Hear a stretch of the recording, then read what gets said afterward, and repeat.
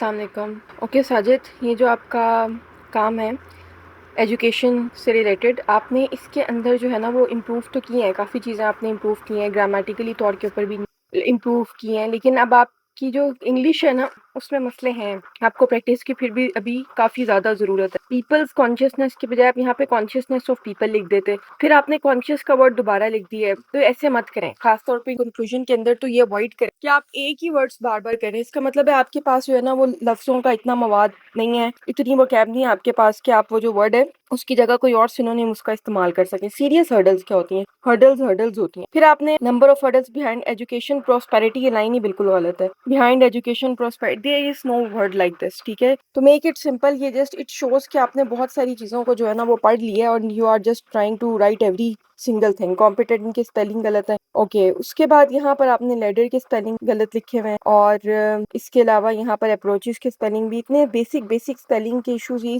बताते हैं कि you have very poor reading skills, या आप पढ़ते ही नहीं हो या रीडिंग स्किल्स नहीं है। फिर आपने यहाँ पे पैराग्राफ में यहाँ पे qualified teachers have the potential to make their students successful and meaningful personalities. Meaningful personalities क्या होता है, ठीक है? तो कुछ आप ये बताएं, ये लाइन जो है ना वो बेहतर तरीके से भी लिखी जा सकती थी। For example you could have said कि जो क्वालिफाइड टीचर्स होते हैं अगर वो ट्रेंड हो जाए तो they can impart some creative thinking skills, problem solving skills in their students. We can ultimately make them assets for the nation, something like this, ठीक है? तो it was a very immature kind of a writing. उसके बाद you said that modern infrastructure can full change education. You are talking about teachers. So how modern infrastructure came here? In one paragraph you have to discuss one idea. यहाँ पे आप outdated curriculum के ऊपर चले गए हो, शुरू आप टीचर से हुए हो। पैराग्राफ में यहाँ पे आप AI के ऊपर चले गए हो। In your paragraph you must जो है ना वो एक आइडिया होना चाहिए एक पैराग्राफ के अंदर, अदरवाइज ये सारे ही समझ ही नहीं आ रहा आपने लिखा क्या। Just talk about teachers, give relevant examples, give case studies etcetera, ठीक है? समझ आई कुछ? ओके। इसके अंदर you said that education is a roadmap for the national development, and again you said that it enhance education is the key of the progress. So why are you repeating your ideas? In conclusion you are